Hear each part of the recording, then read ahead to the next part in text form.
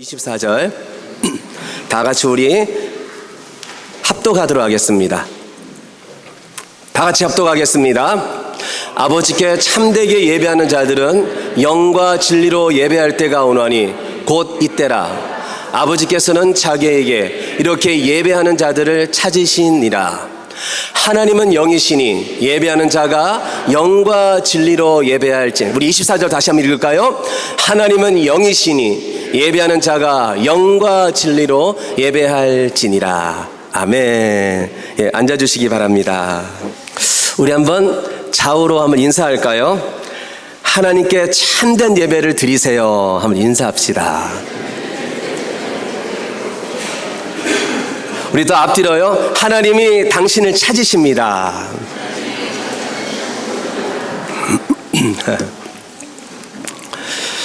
자, 하나님께서 어떤 사람을 찾으실까요?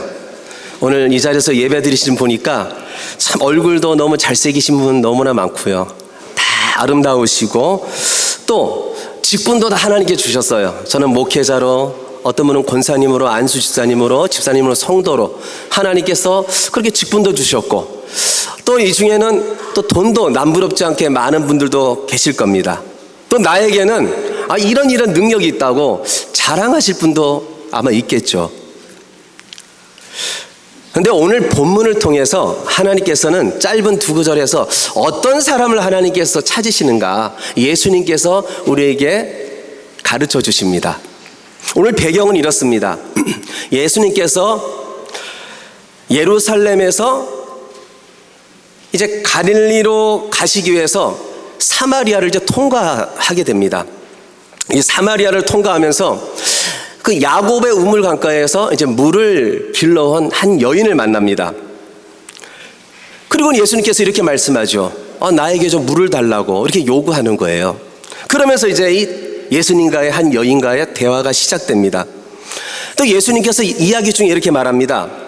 영원히 목마르지 않는 물을 말씀하시는 거예요. 그러자 그 여인이 이렇게 말하죠. 그런 물을 내게도 주셔서 목마르지도 않고 또 우물에 물을 기르러 오지 않게 해 주십시오. 예수님께 이렇게 말을 합니다. 그런데 예수님께서 난데없이 그 요구를 듣자마자 이렇게 말합니다. 네 남편을 불러오라. 그러자 이 여인은 이렇게 말하죠. 저에게는 남편이 없습니다. 그러자 예수님께서 너에게 남편 5이 있었고 지금 있는 자도 내 남편이 아니니 내 말이 맞다 이렇게 말씀해 주는 거예요. 근데 이 여인이 그 말을 듣자마자 깜짝 놀랍니다. 아니, 내 인생에 대해서 이렇게 잘 아는 사람이 있다고? 이 사람은 단지 유대인 중에 한 남자가 아니고 이분은 선지자일 것이다라고 선지자입니다 이렇게 말을 합니다. 그러면서 이 여인이 또 어떤 이야기의 화제를 바꿉니다. 이렇게 말하죠. 저희가 궁금한 게 있는데요. 딱 한 가지가 있습니다. 그러면서 여인이 이렇게 말하기를, 예수님, 우리 사마리아 사람들은 그리심산에서 예배드리고 유대인들은 예루살렘 성전에서 예배를 드립니다. 누가 맞습니까 도대체? 이렇게 질문을 합니다. 그러자 예수님께서는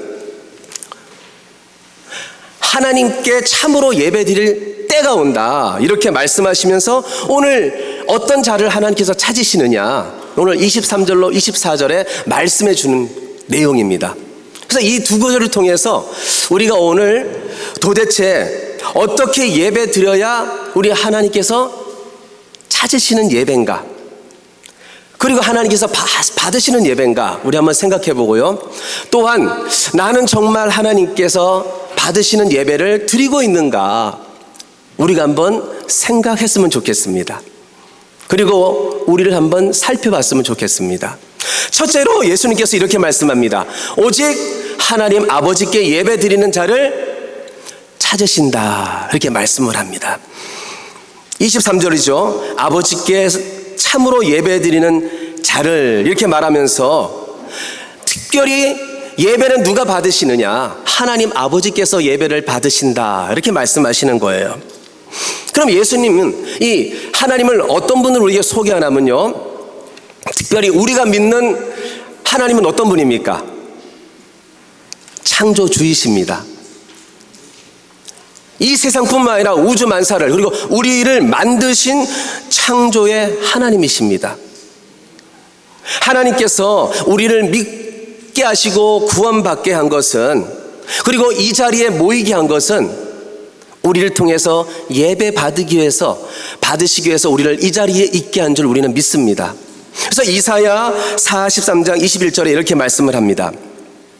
이 백성은 내가 나를 위하여 지었나니 나의 찬송을 부르게 하려 함이니라. 또 비슷한 말씀이죠. 에베소서 1장 5절로 6절입니다. 그 기쁘신 뜻대로 우리를 예정하사 예수 그리스도로 말미암아 자기의 아들들이 되게 하셨으니 이는 그가 사랑하시는 자 안에서 우리에게 거저 주신 바 그의 은혜의 영광을 찬송하게 하려는 것이라. 할렐루야.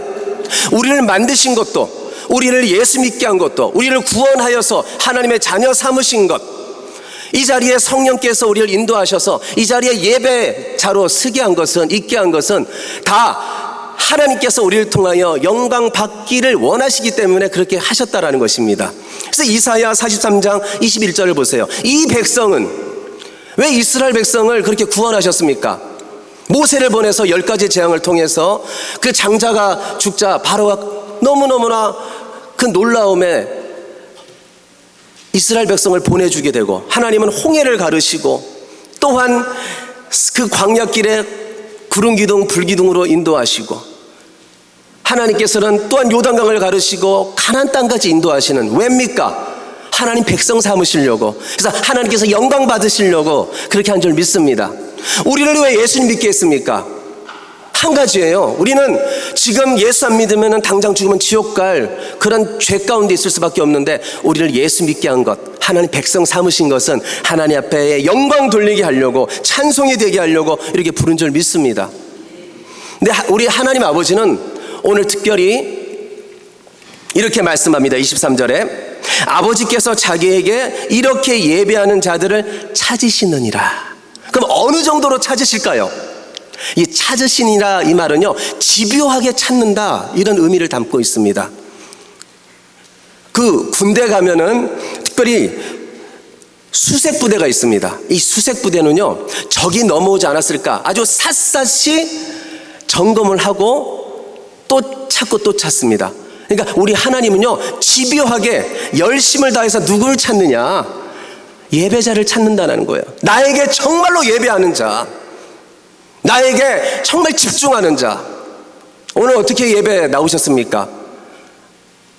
앞에 찬양은 좀, 찬양팀이 하는 거 좀 지겨우니까 좀 늦게 가자. 오늘은 좀 피곤하네. 오늘은 좀 준비가 덜 됐네. 좀 늦추다가 혹시 예배 늦지 않았습니까? 또 우리 다음 세대 여러분, 우리 아동부 친구들, 예배를 드리면은 하나님을 혹시 의식하나요? 생각하고 예배 드리나요?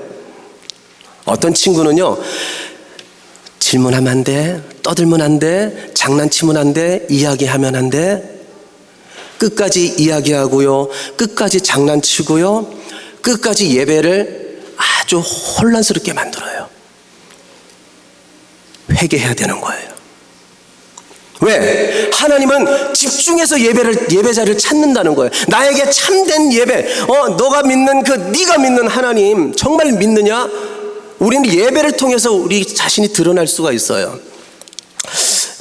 우리 교회는 아닐 것이라 믿습니다. 어떤 교회 그리스도인들은요, 예배를 마음의 평안함을 얻기 위해서, 만족함을 얻기 위해서 예배 참석한다고 합니다. 예배 참석하지 않으면 왠지 내 마음이 개운하지 않아요. 뭔가 찌뿌둥해요. 뭔가 좋지가 않아요. 그래서 예배 오신다는 거예요. 어떤 그리스도인들은요, 축복받기 위해서 내가 오늘 11조를 드립니다. 내가 오늘 감사헌금을 드립니다. 여러모로 예물을 드립니다. 하나님 받으시고 아버지 갚아주시옵소서. 아니 나중에 오늘 아니라 더 갚아주시옵소서. 혹시 이런 마음으로 예물을 드리는, 또 어떤 분은요, 나는 더 나은 사람이 되기 위해서 예배를 드리겠습니다. 왠지 예배를 참석하면은 마음이 깨끗해지는 것 같고 또 느낌도 너무 좋고, 그래서 예배를 참석한다는 거예요. 맞지요. 그런 마음도 가져야죠. 우리가 마음의 평안함을 얻기 위해서, 하나님께서 주시는 그런 어떤 체험을 받기 위해서, 내 마음이 정말 더 나은 사람이 되게 해서 참석해야 되는 거 맞죠? 그러나 그것은요, 예배의 결과지 예배의 목적이 될 수가 없습니다.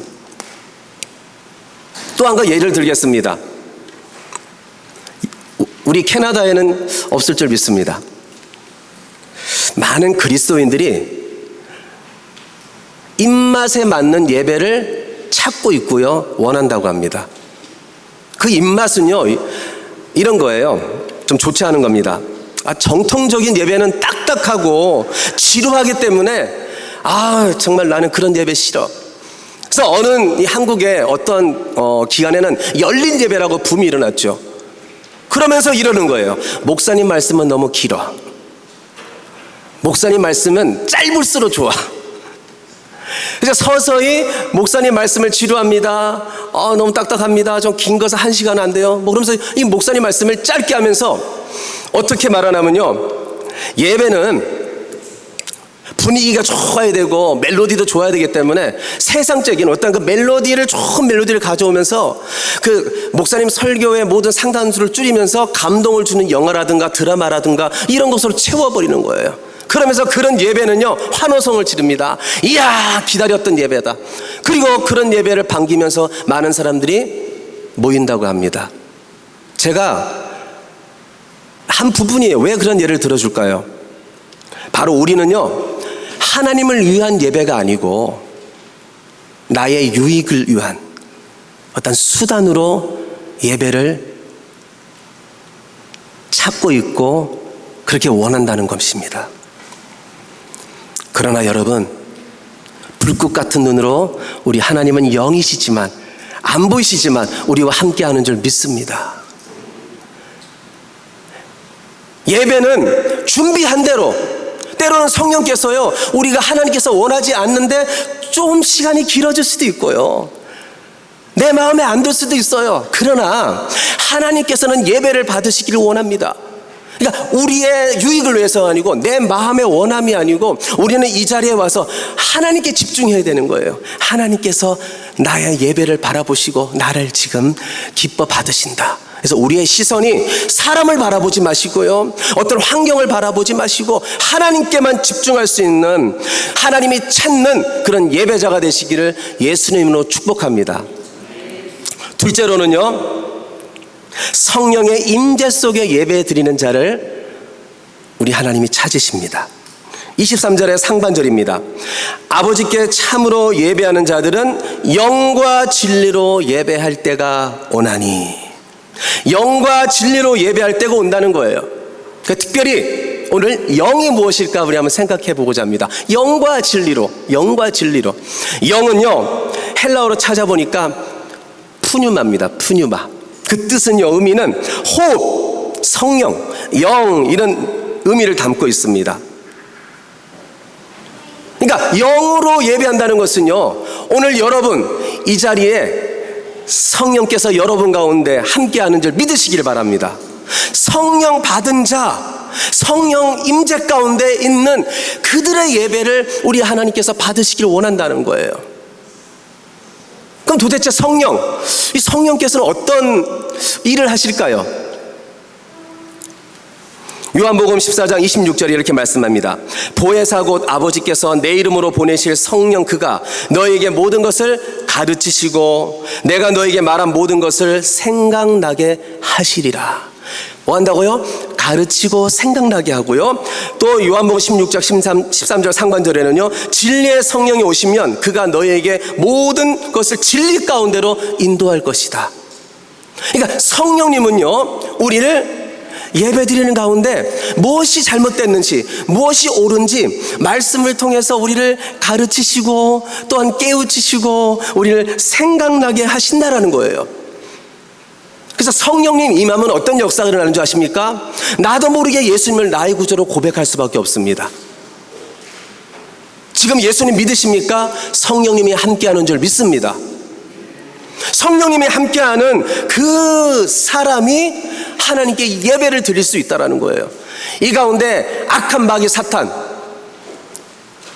그 속에 있습니까? 절대 기쁨에 드릴 수가 없어요. 아마 찬송이 울려 퍼질 때 도망갈걸요? 너무나 그 마음이 두렵고 너무 마음이 정말 기쁘질 않아요. 그러나 성령께서 임한 사람은요, 찬양을 드려도 기쁨으로 드리고, 찬양을 드려도 말씀을 들어도 아멘으로 고백하는 그런 사람입니다. 저는 이제 장로교 목사입니다. 장로교 목사인데요, 장로교 어떤 그 신학자 중에 존 칼빈이라는 분이 계십니다. 이분은요, 오직 말씀이었어요. 말씀이 1순위였어요. 근데 저도 말씀을 준비하면서 이 존 칼빈은 도대체 성령님을 어떻게 했을까 궁금한 거예요. 그래서 저도 한번 말씀을 준비하면서 여러모로 좀 서치도 하고 찾아봤는데, 이 존 칼빈은 의외로요, 성령의 임재를 그렇게 간절히 원했던 사람이라고 합니다. 어느 정도로 원했냐면요, 예배 시작하기 전에 성령의 임재를 위해서 기도했대요. 또 두 번째는요, 성경을 낭독할 때, 우리가 성경을 아까 읽었잖아요. 성경을 읽을 때에 성령의 임재를 그렇게 기도하면서 성경을 낭독했다고 합니다. 읽게 했다고 합니다. 같이 읽고, 그 다음에 세 번째는요, 성찬식을 할 때 성령님의 임재를 간절히 원하면서 성찬식을 거행했다고 합니다. 신학자나 저나 여러분이나 영으로 예배 드려야 될 줄 믿습니다. 내 열심으로 드리면 안 돼요. 의미도 있어요. 여기에선 푸뉴마, 성령도 있지만요, 또 한 의미는요, 우리의 영을 또 영이란 또 의미도 담겨 있습니다. 그러니까 우리가요, 나의 영으로 정말 내 가운데 있는 성령이 함께함으로 우리 예배를 드릴 때에 우리가 그냥 그저 그렇게 예배 드리면 안 된다는 거예요. 여러분, 갈망해야 된다는 것입니다. 사모해야 된다는 것입니다. 오늘 예배 드릴 때 어떻게 오셨습니까? 그냥 운전하면서 걸어오셨습니까? 주일을 어떻게 기다렸습니까? 그냥 내가 사수카춘 한인교회 직분자고 성도니까 그냥 마지못해서 가요? 그냥 당연히 왔습니까? 아닙니다. 존 칼빈도 말씀에 그냥 오직 말씀이었지만 성령의 임재를 그렇게 간절히 사모했다라는 거예요. 갈망했다라는 것입니다. 기도하면서, 주님, 오늘 내가 예배를 드립니다. 주여, 성령의 임재하심이, 인격적인 성령님, 내가 인정하지 않고 사모하지 않으면 인격적인 주님은, 신랑이신 주님은 가만히 계시는데, 주여 은혜 주시옵소서, 내 마음 열어주시옵소서, 주의 음성을 듣게 해주시옵소서, 주님 나를 치료해 주시옵소서. 주님밖에 없습니다. 이렇게 갈망하며 소망할 때에, 기대할 때에 성령께서는 우리 가운데 역사하실 줄 믿습니다. 그래서 말씀을 오늘만 들을 때요, 성령님을 요청하지 마세요. 매주마다, 아니 매 예배마다, 구역 모임을 할 때마다 미리 기도하세요. 성령님, 영으로 드리기를 원합니다. 나는 주님과 내 영은 주님과 소통할 수가 없어요. 왜요? 하나님은 무한하신 하나님이세요. 우리를 창조하신 영이시거든요. 영과 영은요, 육신의 내 육신을 가지고 나의 영으로는요, 하나님께 가까이 갈 수가 없어요. 그러나 성령께서 내 마음을 여시고 우리의 마음을 주장해 줄 때에 우리는 무한하시고 전능하신 창조주 하나님을 만날 수가 있습니다. 그럼 우리 인생 끝나는 거예요. 우리 인생이 피는 거예요. 하나님께 쓰임받고 하나님께 영광 돌릴 수 있는 겁니다. 그래서 잠언 8장 17절에 이렇게 말씀합니다. 나를 사랑하는 자들이 나의 사랑을 입으며 나를 간절히 찾는 자가 나를 만날 것이라. 따라하시기 원합니다. 나를 간절히 찾는 자가 나를 만날 것이다. 다시 한번요. 나를 간절히 찾는 자가 나를 만날 것이다. 하나님의 원리예요. 하나님의 원리예요. 그냥 예배당에 딱 와가지고 은혜 주시옵소서, 하나님 마음대로 하세요. 아닙니다. 그리스도인이라면 이제 달라져야 된다는 거예요. 아니, 그냥 처음 왔다면 그럴 수 있죠, 성령님이. 근데 이제는 우리가 아니잖아요. 그러면 간절히 찾고 원할 때에 만나 주신다라는 거예요. 그리고 이렇게 사모하고 주님 만나기를 원하며 주님 앞에 왔을 때에 하나님은 어떤 은혜를 주실까요? 시편 107편 9절입니다. 저가 사모하는 영혼을 만족해 하시며 줄인 영혼에게 좋은 것으로 채워주실 것이미로다. 할렐루야.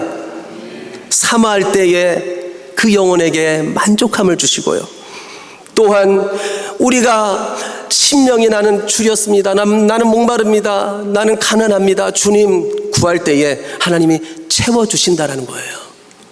돈이 없어서 우리가 때로는 좀 부족할 때가 있어요. 그러나 그리스도인들은요, 성령 충만하지 못해서 성령의 임재 가운데 살지 못하기 때문에, 그 은혜를 맛보지 못하기 때문에 우리가 헤매고요, 우리가 때로는 에너지가 다 떨어져서 세상 사람 똑같이 살아갈 수밖에 없는데, 오늘 이 시간뿐만 아니라 매 예배마다 주님 바뀌어 주님 임재 가운데 있기를 원합니다. 간구함으로 우리의 영혼이 만족함을 누리며 또한 채워주심을 받음으로 말미암아 날마다 샘을 얻고 새로워지는 그런 믿음의 사람, 예배자로 사시기를 예수님 축복합니다. 셋째로는요, 예수님은 진리로 예배드리는 자를 찾는다, 이렇게 말씀을 하셨습니다. 23절에 이렇게 말씀하네요. 진리로 예배할지니라. 한 번만 강조한 것이 아니에요. 아주 중요한 거예요. 23절, 24절에서 두 번이나 강조를 합니다. 그러면 진리가 무엇일까요? 헬라어로 알레테이아입니다. 알레테이아는요, 요한복음에 24번이나 나왔습니다. 그리고 요한복음에서 이 알레테이아는 무엇일까? 너무너무나 많이 나오기 때문에 도대체 우리가 잘 모를 수가 있는데, 두 가지로 우리가 특별히 이것을 사용했다는 것을 알 수가 있어요. 크게 두 부분인데요, 첫째는 무엇이냐면요, 진리는 하나님의 말씀이라는 거예요. 요한복음 17장 17절입니다. 그들을 진리로 거룩하게 하옵소서. 아버지의 말씀은 진리니라. 우리 하나님은요, 말씀을 통해서 이 세상을 창조하셨습니다. 그리고 말씀을 통해서 지금도 이 세상을 다스리고 계십니다. 말씀을 통해서 썩어질 어떤 씨앗이 아니고 말씀을 통해서 오늘 이곳에 예배드리는 우리 모두를 구원하셨습니다. 그리고 말씀을 통해서 하나님은 하나님의 음성을 들려주시고 우리를 깨닫게 해주십니다. 그러니까 하나님 말씀은요, 꼭 필요한 거예요. 오늘 예배를 드립니까? 딱 한 가지예요. 우리에게 말씀이 필요하기 때문에 부족한 저를 설교자로 세워서 하나님 말씀을 선포하게 하나님께서는 하셨습니다. 그렇다면요, 우리가 말씀을 어떻게 대해야 될까요? 말씀을 어떻게 대해야 될까요? 어떻게 들어야 될까요? 감상하면 안 돼요. 아, 오늘 어떤 말씀 전하나 보자. 또 적으면서 평가하시는 분도 있어요. 아, 이건 아니야. 이거는 또 아닌데? 이거는 아주 아닌데? 다 같이요. 하나님 말씀은 나에게 주는 말씀이시다. 내 말씀으로 받아야 돼요. 어떤 분은 이렇게 듣습니다. 아이고, 이 말씀은 내 남편이 들어야 되는데. 또 남편 되시는 분은 이 말씀은 우리 아내가 들어야 되는데. 그렇게 말씀 들으면 안 된다라는 거예요. 성경에는요, 하나님이 역사가 일어날 때 나의 말로 받을 때에 하나님께서요, 역사하십니다. 데살로니가전서 2장 13절 제가 읽어드릴게요. 이러므로 우리가 하나님께 끊임없이 감사함은 너희가 우리에게 들은 바 하나님의 말씀을 받을 때에 사람의 말로 받지 아니하고 하나님의 말씀으로 받음이니 진실로 그러하도다. 이 말씀이 또한 너희 믿는 자 가운데 역사하느니라. 어떻게 받을 때 역사한다고요? 나의 말로 받을 때. 너희 믿는 자 가운데 역사한다라는 거예요. 그러니까 말씀을요, 오늘뿐만 아니라 다음 주부터는요, 우리 담임 목사님이 전하실 때 저 말씀은 내 말씀이야. 그 말씀 한 구절을요, 가슴에 다 받으려고요, 막 사모하는 심령으로. 여러분, 제가요, 저 밴쿠버에 있을 때 저 마당도 아니고 이게 짐이 쌓여 있는 곳에 저희 막내가 겨울 신발을 이렇게 벗어났어요. 근데 그 어느 날 거기에다가 알을요, 새가 거기에다가 알을 탁 낳은 거예요. 어느 날 차례차례 깨어 일어나는데요, 와, 한 마리는 죽었고요, 두 마리가 새끼가 정말 알을 깨고 그 작은 털 신발에서 깨어 일어났어요. 그리고 제가 관찰했습니다.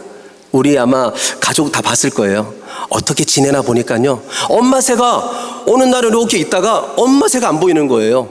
근데 어느 순간인가 엄마 새가 왔어요. 그리고는 입에 뭐가 물렸던가 봐요. 딱 주려고 하니까요, 그 두 마리가요 입을 서로 쫙 벌리는 거예요. 근데 어떤 역사가 일어나면요, 크게 벌렸는데 더 크게 벌린 그 새끼가 그 엄마의 모기를 탁 물어먹더라고요. 바로 그거예요. 그 새가 저 먹이가 안 먹으면, 안 먹으면 난 못 살아요. 그런 마음으로 그냥 온 힘을 다해서 그걸 받아 먹는 거예요. 우리에게도 그런 열정과 사모함이 있어야 될 줄 믿습니다. 그럴 때 어떤 역사가 일어나요? 말씀은 우리에게 믿음을, 역사가 일어나는데 우리에게 믿음을 더욱더 주는 줄 믿습니다. 이 사마리아 여인이요, 말씀을 딱 듣고 예수님 만났어요. 그리고 어떤 역사가 일어났어요? 동네방네 다니면서 이러는 거예요. 내가 메시아를 만났다, 와보라. 막 외치는 거예요. 그러니까 마음이 뜨거워져서 믿음이 생겨가지고 동네 다니면서 외쳤다라는 것이죠. 그리고 두 번째는요, 회개의 역사가 일어납니다. 말씀의 은혜를 받으면요, 진리의 말씀 가운데 회개의 역사가 일어나요. 그래서 사도행전 2장 37절 그 본문을 보니까 베드로가 예수님의 십자가의 그 복음을 예루살렘에 사는 유대인들에게 전했어요. 근데 말씀을 듣자마자 그 유대인들이 이렇게 말하는 거예요. 저희가 다 이 말을 듣고 마음에 찔려 베드로와 다른 사도들에게 물어 가로되, 형제들아, 우리가 어찌할꼬? 말씀의 역사는요, 회개가 일어난다는 거예요. 그리고 세 번째로 뜨거워지고 새로워지는 역사가 일어납니다. 예수님께서 이제 부활하셔가지고 두 제자를 만나요. 엠마오로 가는 제자들이 도망을 가는 거예요. 예수님 십자가에 죽으셨대. 부활한 걸 몰라요. 그리고는 혼미 백성 도망갈 때에 예수님께서 이 두 제자에게 동행하게 되었습니다. 그리고 하나님의 말씀, 모세오경으로부터 이 역사서, 선지자를 다 가르쳐 주는 거예요. 근데 그들이요, 어떤 일이 벌어집니까? 이렇게 말합니다. 저희가 서로 말하되 길에서 우리에게 말씀하시고 우리에게 성경을 풀어주실 때에 우리 속에서 마음이 뜨거워지지 아니하더냐. 말씀의 은혜를 받고 역사가 일어나면요, 마음이 뜨거워진다는 거예요. 내 마음 냉랭합니까? 말씀 붙잡으세요. 그리고 네 번째는요, 치유의 역사가 일어난답니다. 시편 107편 20절입니다. 저가 그 말씀을 보내어 저희를 고치사 위경에서 건지시는도다. 말씀의 역사는요, 우리를 치유하시고 우리를 위험에서 건져주신다는 겁니다. 그 예배 때마다 말씀이 전하여 선포될 때 내 말씀으로 받아서 날마다 하나님이 찾으시는 한 사람 여러분이 되시기를 예수님 축복합니다. 그리고 진리는 무엇을 말할까요? 다 같이요. 예수님. 요한복음 14장 6절입니다. 예수께서 이르시되 내가 곧 길이요 진리요 생명이니 나로 말미암지 않고는 아버지께로 올 자가 없느니라. 예수님이 진리시라는 거예요. 이렇게 말합니다. 나로 말미암지 않고는 아버지께로 올 자가 없느니라. 예수님이 진리인데 왜 예수님이 십자가에 못 박혀 돌아가셨습니까? 왜 물과 피를 다 흘리셨습니까? 딱 한 가지예요. 구약은요, 아담 이후로 하나님같이 되려고 하는 그 큰 죄를 범했기 때문에 그 후손들도 다 그 죄를 갖고 태어나는 거예요. 그런데 죄를 가지고는 하나님, 영이신 하나님께 나아갈 수가 없어요. 거룩하신 하나님, 전능하신 하나님께 나아갈 수가 없어요. 나아가면 죽을 수밖에 없습니다. 근데 구약의 이 백성들에게 하나님께 나아갈 수 있는 길을 열어주었어요. 하나님이요. 바로 제사제도입니다. 짐승을 잡아가지고 유대인들이 안수하는 거예요. 내 죄를 이 짐승이 대신할 겁니다. 그 짐승은요, 처참하게 죽고 피를 흘리는 거예요. 그럼 피의 제사를 통해서 하나님께서 받으시고 그 피, 생명을 보시면서 용서해 주는 거예요. 그래서 구약은요, 매일마다 양도 잡고 갖가지 피비린 나가는 제사였어요. 그런데 예수 믿은 우리에게는 어떤 은혜를 주셨어요? 바로 이 십자가로 말미암아 우리가 짐승을 잡지 않아도 돼요. 누가 우리 죄를 위해서 대신 죽으셨습니까? 예수님께서 우리 죄를 위해서 대속의 죽음, 속량의 죽음을 맞이하신 거예요. 그래서 우리는요, 이 예수님의 은혜로 말미암아 오늘 깨끗하게 옷 입고 피가 필요 없이 예물을 가지고 와서 하나님께 감사합니다 예배를 드리는 거예요. 하나님께서는 감사함으로 나아가는 그 제사를 받는 줄 믿습니다. 우리가 왜 예배 대충 드립니까? 그 은혜가 사라졌기 때문이에요. 그 아들, 하나뿐이 없는 아들을 내어주신 그 하나님의 사랑을 어느 순간인가 망각하고 잊어버렸기 때문에, 그리고 나를 위해서 그 십자가에서 모진 고통을 당하시고 물과 피를 다 흘리신 그 예수님을요, 우리는 어느 순간인가 십자가를 망각해요. 이 십자가가 서 있는데 십자가를 망각하고 예배를 드리기 때문에, 그러니까 우리 마음속에 무엇이 없을까요? 감격과 감사가 없는 거예요. 특별히 감사의 마음이 사라졌기 때문입니다. 그래서 시편 50편 23절에 이렇게 말합니다. 감사로 제사를 드리는 자가 나를 영화롭게 하나니.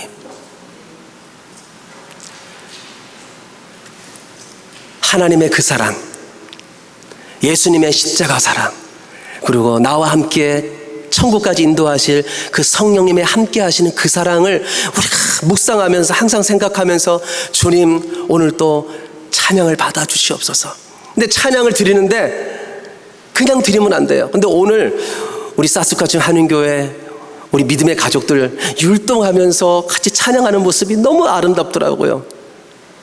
다윗을 보세요. 하나님을 생각할 때 춤추며 뛰며 찬양했어요. 그것이 감격과 감사의 찬양입니다. 여러분, 어른이라고요 거룩하게 찬양하지 마세요. 저도요 매주마다 어린이하고 찬양하는데, 저가 율동을 앞에서 이제 찬양 말씀을 전하고 제가 이제 결단 찬양을 제가 율동하면서 합니다. 근데 얼마나 감사한지 몰라요. 하나님 앞에서는요 춤출 수밖에 없고, 하나님 앞에서는 크게 정말 눈물로 감사로 우리가 손을 들어서 찬양할 수밖에 없는 줄 믿습니다. 그래서 진리이신 그 십자가, 그것을 우리가 바라볼 때에 하나님께서는 우리의 예배를 받으십니다. 이제 말씀을 마무리 짓겠습니다. 나를 점검하세요. 나는 예배에 참석하는 구경꾼인가? 정말 나는 하나님께 예배드리는 예배자인가? 세 가지를 실천할 때에 하나님께서는 반드시 오늘 사스카춘 한인교회 믿음의 가족 우리 모두 예배를 받으실 줄 믿습니다. 첫 번째는 이겁니다. 나의 유익을 위해서 예배 드리는 것이 아니라 하나님께 예배 드리시기 바랍니다. 두 번째로, 그냥 나의 영으로 예배 드리는 것이 아니라 성령의 임재 가운데 우리 하나님께 예배 드리시길 바랍니다. 마지막 세 번째는요, 진리의 말씀에 귀 기울이면서 나에게 말씀하여 주시옵소서, 한 절이라 나에게 주시옵소서. 그리고 예수님 십자가의 감격과 감사로 하나님께 예배 드리시길 바랍니다. 그럴 때에 하나님께서 우리의 예배를 받으시고 우리를 예배에 통하여 이 세상에 내가 그리스도인심을, 내가 그리스도인인 것을 나타내는 진정한 하나님의 사람으로 쓰실 줄 믿습니다. 예배자로 승리하시기를 예수님의 이름으로 축원드립니다.